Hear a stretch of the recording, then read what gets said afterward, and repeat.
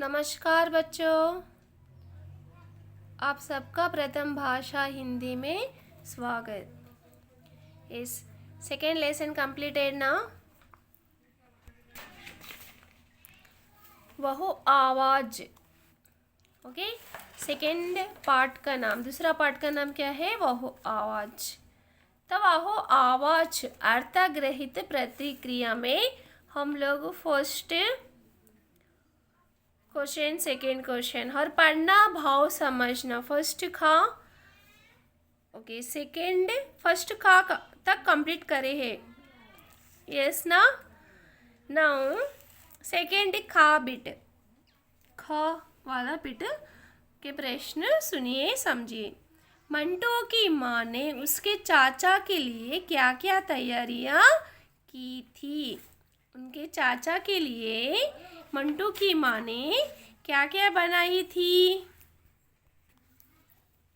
Okay, तो सेब, चीकू, संतरे, रसगुल्ले, दाल बीजी इत्यादि।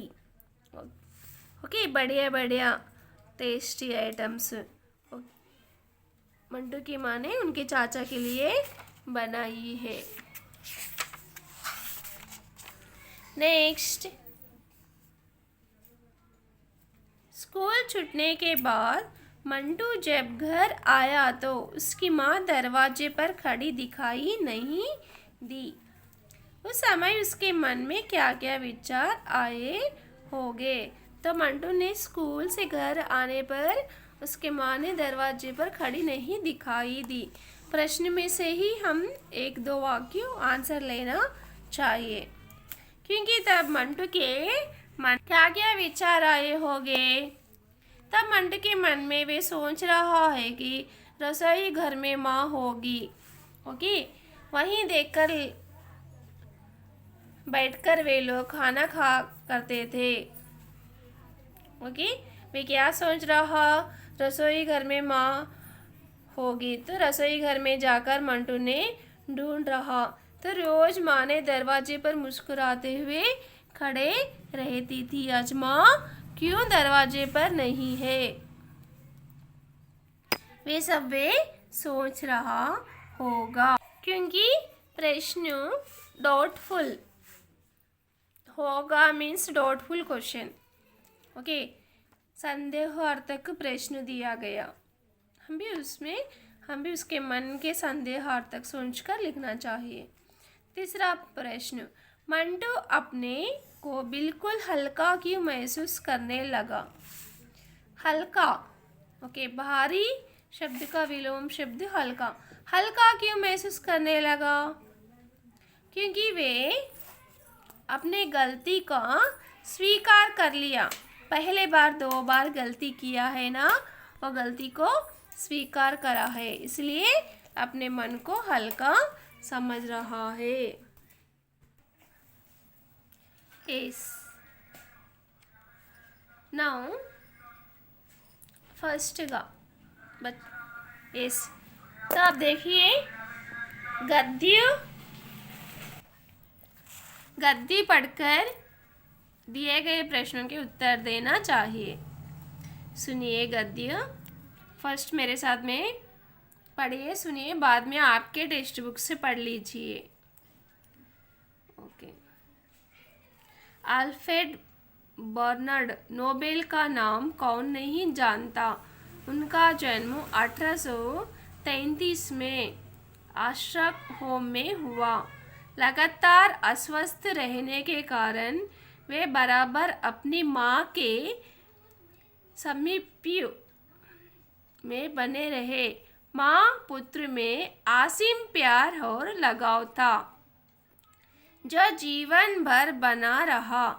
माँ अपने दुर्बल एवं भावुक बेटे को मानसिक रूप से अत्यंत संबल बनाना चाहती थी, इसलिए बाइबल और अन्य धर्म ग्रंथों से प्रेरित कथाएं पढ़ाकर सुनाया करती। उनका विश्वास था कि उनका बेटा शारीरिक रूप से दुर्बल वह अस्वस्थ रहते हुए भी संसार में कुछ अद्भुत कार्यों करेगा। नोबेल एक विचारशील व्यक्ति थे। नोबेल एक विचारशील व्यक्ति थे। वे अपने और दूसरों द्वारा किए कार्यों, उनके व्यवहारों के बारे में सोचते रहते। उन पर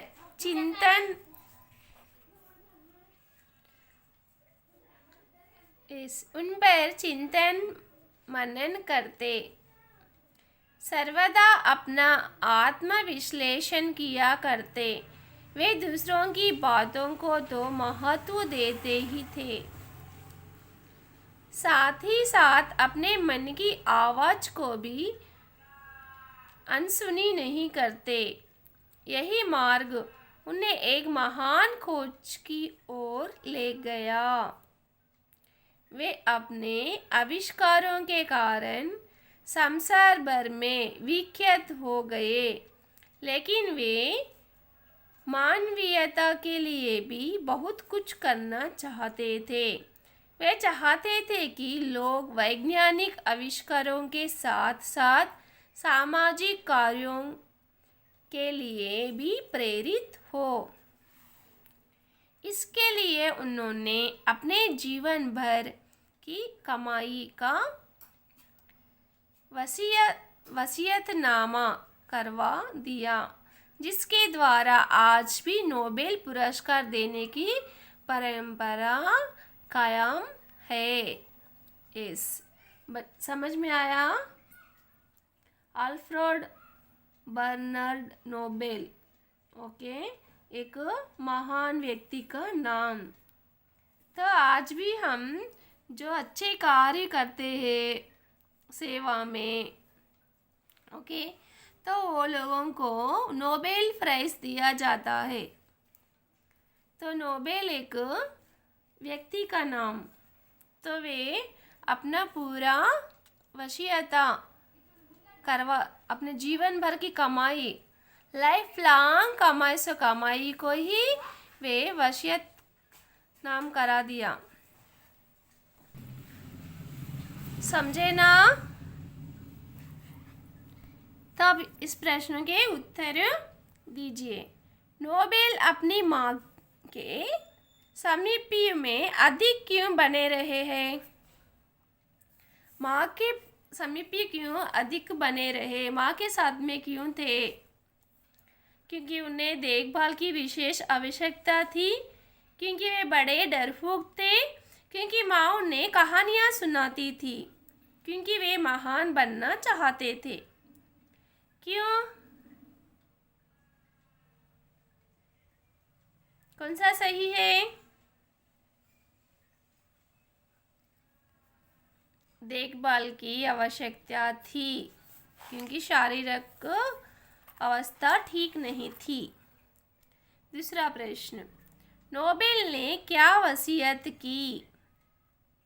उनकी धन संपत्ति का समाज कल्याण के लिए उपयोग हो। उनकी धन संपत्ति आविष्कारों में लगाई जाए। उनके आविष्कार का प्रचार उनके धन के माध्यम से किया जाए। उनकी धन संपत्ति का कलाओं के विकास के लिए उपयोग हो। कौन सा सही है?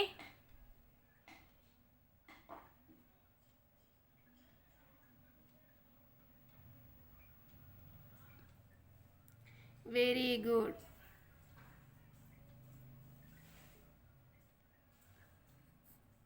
उनकी धन संपत्ति आविष्कारों में लगाई जाए। ओके, आविष्कार करने के लिए तब पैसे चाहिए है ना, इसलिए वे अपने पूरी धन संपत्ति को वसीयत कर दिया। तीसरा प्रश्न, नोबेल अपने मन की आवाज़ को अधिक महत्व क्यों देते थे? नोबेल अपने मन की आवाज़, तो नोबेल व्यवहार में बहुत सोच समझ के व्यवहार करते थे, आत्मविश्लेषण किया करते थे, दूसरों की बातों को ही महत्व देते थे, साथ ही साथ अपने मन की आवाज़ को भी मन की आवाज को भी अनसुनी नहीं करते। तो करेक्ट सही आंसर क्या दिया गया? नोबेल अपने मन की आवाज को अधिक महत्व क्यों देते थे?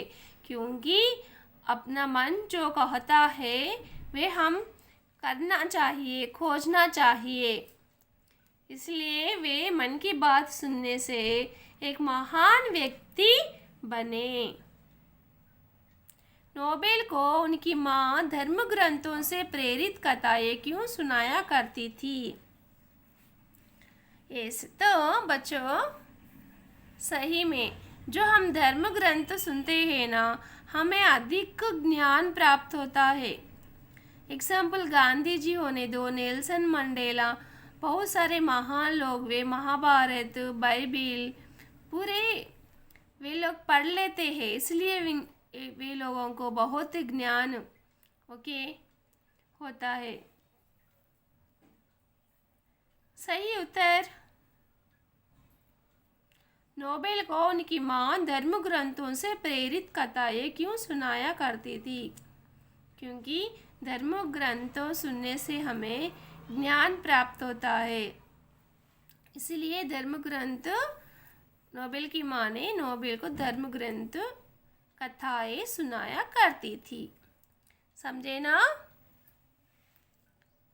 अर्थग्रहित प्रतिक्रिया में फर्स्ट ख ग बिट हम लोग कंप्लीट करे हैं।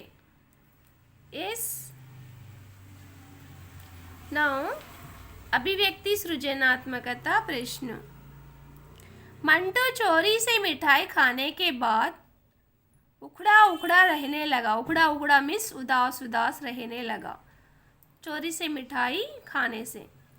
क्योंकि कौन सा भी गलत काम चोरी काम करते हैं तो हम भी उदास उदास रहते हैं, मन हमारा उदास रहता है।